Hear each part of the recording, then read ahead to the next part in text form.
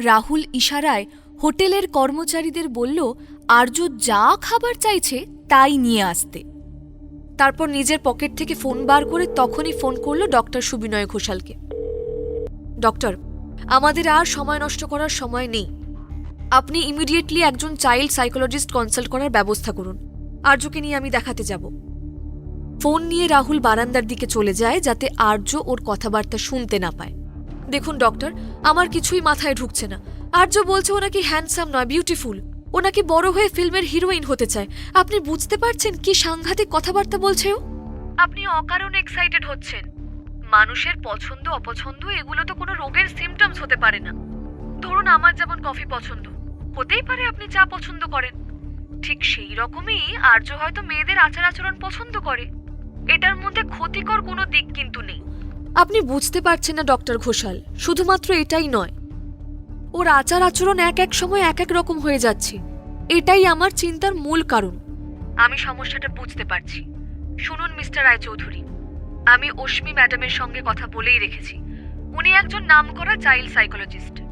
আমরা আর্যকে ওনার কাছেই নিয়ে যাব, সেটা নিয়ে আপনি চিন্তা করবেন না। Thank you very much doctor Ghoshal. তবে একটা কথা আমি আপনাকে অবশ্যই বলবো, আপনাকে খেয়াল রাখতে হবে যে আপনি এই সময়টাতে আর্যর সঙ্গে খুব সফটলি বিহেভ করবেন। এখন ও যে স্টেজটার মধ্যে দিয়ে যাচ্ছে তাতে ওকে সবসময় খুশি রাখার চেষ্টা করবেন। কোনো কারণে কোনো ইমোশনে যদি ওর আঘাত লাগে তাহলে কিন্তু ফলটা অন্যরকম হতে পারে। আপনি বুঝতে পারছেন তো আমি কি বলছি? ইয়েস ডক্টর, আমি বুঝতে পারছি। রাহুল রায়চৌধুরী ইন্ডাস্ট্রির মালিক হলেও ডক্টর ঘোষালকে প্রচণ্ড শ্রদ্ধা করত। ডক্টর ঘোষালও রাহুলকে খুবই পছন্দ করেন। By the way mister Roychowdhury, আপনি আজ আমায় ফোন না করলেও আমি আপনাকে ফোন করতামই। রাহুল অবাক হয়ে বলল, কেন ডক্টর ঘোষাল? একটা গুড নিউজ আছে আপনার জন্য। ডক্টর বৃষ্টি ব্যানার্জি আজ আমাদের হসপিটালে একটা ক্রিটিক্যাল অপারেশন করবেন। আপনার এতদিনের অপেক্ষার অবসান হবে মনে হচ্ছে। এ তো মেঘ না চাইতেই জল। ডক্টর ঘোষাল, আপনি ওনার সঙ্গে আমার একটা অ্যাপয়েন্টমেন্ট ফিক্স করে দিন প্লিজ। সেই জন্যই তো আপনাকে ফোন করতাম। আমি বলি কি, অ্যাপয়েন্টমেন্টের ভরসায় না থেকে আপনি আজ বিকেল 5টার সময় সরাসরি নার্সিংহোমে একবার চলে আসুন না মিস্টার রায়চৌধুরী। সামনাসামনি ওনার সঙ্গে কথা বলে নেবেন। আমি দেখছি যেভাবেই হোক ব্যবস্থা করে দেব যাতে ওনার সঙ্গে আপনার কথাটা হয়। ঠিক আছে ডক্টর ঘোষাল, আমার ঠাকুমার জন্য ওনার হেল্প আমার ভীষণভাবে দরকার। যেভাবেই হোক ওনাকে আমাকে রাজি করাতেই হবে। ফাইনালি এত কাঠখড় পুড়িয়ে ডক্টর বৃষ্টি ব্যানার্জির দেখা মিলবে। ডাইনিং টেবিলে অন্যরকম গল্প জুড়েছে সাম্য আর হিয়া। সাম্য ফিসফিস করে জিজ্ঞাসা করল, কালকে রাত্রিরে অনলাইন হলে না কেন গুরুদেব? জানো, কালকে তুমি অনলাইন ছিলে না বলে আমরা গোহারান হারলাম ফ্রান্সের টিমের কাছে। তুমি থাকলে এটা কখনোই হতো না। সাম্যর নিজের ভাইপোয়ে গেমিং দুনিয়ার আইকন লিটল অ্যাঞ্জেল, এটা ভেবে সাম্যর খুবই গর্ব হয়। ডাইনিং টেবিলের দিকে মুখ ঘোরাতেই রাহুলের নজরে পড়ল সাম্য আর আর্য মাথা নেড়ে নেড়ে যেন গুরুত্বপূর্ণ কিছু আলোচনা করছে।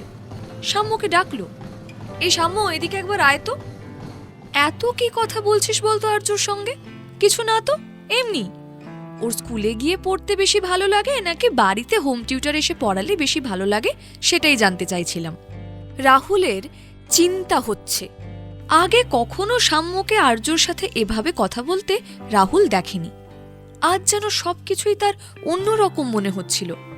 এক্সকিউজ মি জেন্টলম্যান, আমি স্নান করতে যাচ্ছি।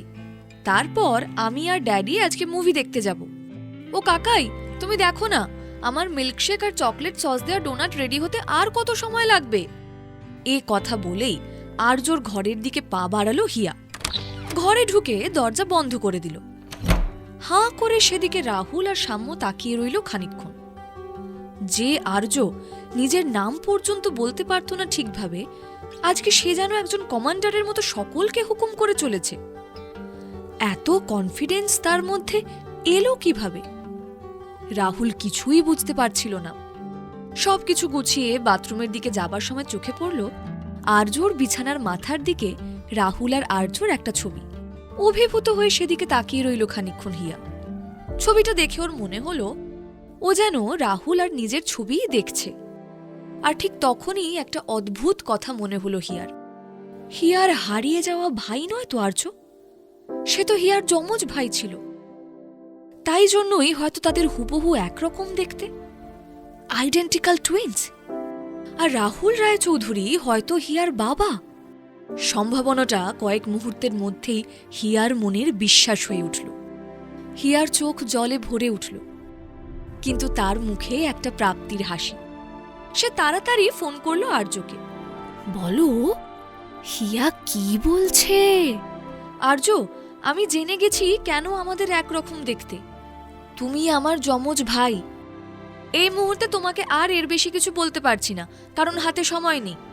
আর্য হিয়ার কথা শুনে বিস্মিত হবে নাকি আনন্দিত হবে ভেবে ওঠার সময়টুকু পেল না। শোনো, আমি আজকে বাবার সঙ্গে মুভি দেখতে যাব। তুমিও মাকে বলো যে মায়ের সঙ্গে তুমি মুভি দেখতে যাবে। তারপর এই পাশের যে সিনেমা হলটা আছে ওটাতেই চলে এসো। আজকে আমরা আমাদের বাবা মায়ের সঙ্গে একসঙ্গে বসে মুভি দেখব, ফুল ফ্যামিলি। কিন্তু আমি বললে কি মা রাজি হবে? উফ, তোমাকে নিয়ে আর পারা যায় না। মাকে রাজি করানো খুব সহজ। তুমি মায়ের সামনে যাও, মিষ্টি করে হাসো, তারপর আবদার করো যে মা, আমি তোমার সঙ্গে মুভি দেখতে যাব। দেখবে মা সব কাজ ফেলে তোমাকে নিয়ে মুভি দেখতে চলে যাবে। মনে রেখো, আমি থিয়েটার হলে বাবাকে নিয়ে ঢুকে যাবার পর হল অন্ধকার হয়ে গেলে তুমি মাকে নিয়ে ঢুকে এসে আমার পাশের সিটে বসে পড়বে। 4 জন একসাথে মুভি দেখব। বলেই ফোনটা কেটে দেয় হিয়া। তারপর স্নানে চলে যায়। হিয়ার কথাগুলো শোনার পর আর্যর হার্টবিট বেড়ে গিয়েছিল। তার মানে অমৃতা তার সত্যিকারের মা। সে পায়ে পায়ে বেডরুমের সামনে এসে দাঁড়ালো। অমৃতা তখনও ঘুমিয়েছিল। আর্য ধীর পায়ে অমৃতার সামনে গিয়ে দাঁড়ায়। ঘুমন্ত অমৃতার মুখের দিকে তাকিয়ে তার যেন মনে হয় তার মুখের আদলের সঙ্গে মায়ের মুখের আদলের অনেক মিল আছে। সে আরও নিশ্চিত হয়ে যায় যে হিয়া ভুল কিছু বলেনি। হিয়াই তার বোন আর অমৃতাই তার মা। ভাবতেই তার মনটা ভীষণ খুশি হয়ে ওঠে। মাম্মাম, ও মাম্মাম, ঘুম থেকে উঠবে না? সকাল হয়ে গেছে তো। আর্যর নরম সুরের ডাকে চোখ মেলে তাকায় অমৃতা। আজকে মায়ের জন্য এত ভালোবাসা উপচে পড়ছে, ব্যাপারটা কি? কি চাই শুনি? মাম্মাম, আমরা আজকে মুভি দেখতে যাব প্লিজ।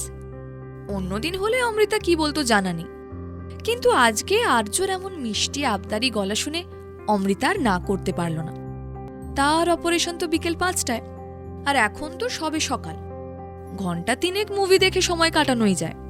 ঠিক আছে, কিন্তু তাড়াতাড়ি রেডি হয়ে নাও, আমাদের হাতে বেশি সময় নেই। আজকে সকালের আমার সমস্ত অ্যাপয়েন্টমেন্ট ক্যান্সেল করে দিন। না না, যত ইম্পর্টেন্ট কাজই থাক না কেন, আজকে আমি কোনোটাই অ্যাটেন্ড করতে পারবো না। কথাগুলো বলেই ফোনটা কাটল রাহুল। পিছনে থাকা হিয়া ভীষণ এক্সাইটেড, কিন্তু এর পরেই যা বলল রাহুল সেটা শুনে মুষড়ে পড়ল হিয়া। আমি একটা কাজ করি বুঝলে, থিয়েটারের সমস্ত টিকিট বুক করে নিই, তাহলে আমরা দুজনেই বসে শুধুমাত্র মুভি দেখতে পাবো, হেসে বলল রাহুল। হিয়া ভাবল, এমন করলে তো প্ল্যান পুরো ফেল হয়ে যাবে।